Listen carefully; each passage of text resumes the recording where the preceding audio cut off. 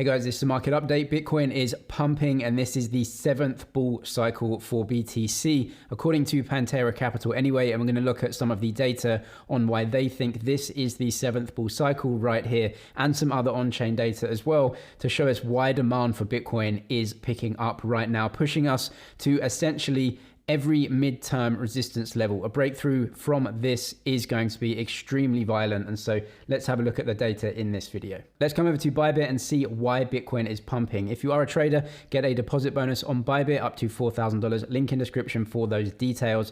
You can come and trade with me on here. Look at this though. We are right at major resistance right now with a really bullish candle taking us to this. It's a very important level, this 25,000 level, because as you can see, during this mini bull cycle that we've had here, this extremely violent jump from essentially the bear market low, which we can, maybe see this is right now. What we can see is we have tested every single line of support and resistance. We tested it right here. We broke through that very bullishly. And so amazingly, we've retested this. If you're a technical analyst, I'm sure you're licking your lips right here, because this is what's known as a bullish retest, where you flip resistance and you make it into support with a higher low. This is extremely pleasant to look at in terms of technicals. And you can see here, we are now testing essentially this entire midterm cycles highs right here. This resistance, this 25 resistance, is what we are testing right now.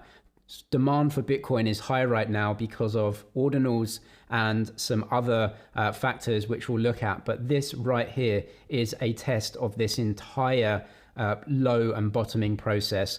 And really the next level, as you can see, is this green box, let's say around 27 at the low end up to 30. So that is really where I would say for a medium term target is extremely likely now if this demand for Bitcoin block space continues.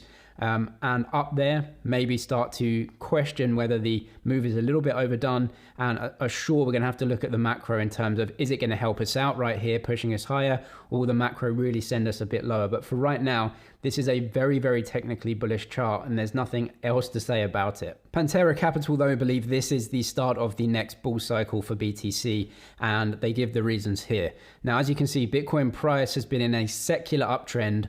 Now that's a long-term uptrend. You can see the uptrend is essentially from when it started for the last 14 years. Secular uptrend of 2.3x annually over that time, over the past 12 years on average. This is the only bear market, which we've just had, to more than completely wipe out the previous bull market. So yes, the low that we've seen here was actually below the previous bull market high, which is a first in Bitcoin's history. Many factors, including what probably is a fairly harsh recession, and then all of the blow-ups as well. And so that's why they see that. Also, the median downdraft has been around 307 days. So that's the median downdraft of every single previous bear market. And this bear market was 376 days, slightly longer than the median, if we assume that this was the bear market bottom right here.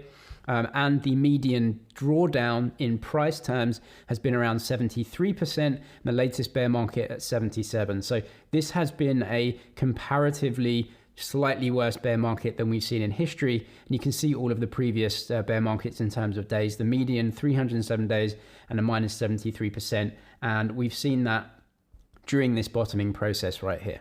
There really are a confluence of factors driving this pump. One of them is the massive growth in ordinals and inscriptions. We can describe this as kind of NFTs for Bitcoin.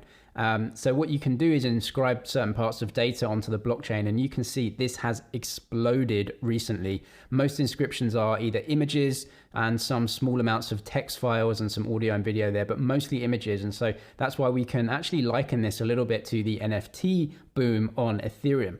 Now, block space is there for anyone to use. I believe this is bullish for Bitcoin. Any use case that you can have for a blockchain and block space is bullish, because as more people demand the block space, they obviously demand the token to pay fees. That is a burgeoning economy. And so Ethereum has had this. It's important. People want to use it. Some other people may not, but a censorship resistant blockchain allows people to use its block space. And this is great news for BTC, in my opinion. Demand for block space is great, and it is very high right now.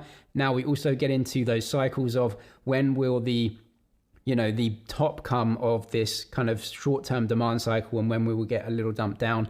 But that doesn't matter. The long-term bull case is that block space should be demanded, and it's there as an open, permissionless network that allows people to use it. And so this is the whole point of blockchain existing.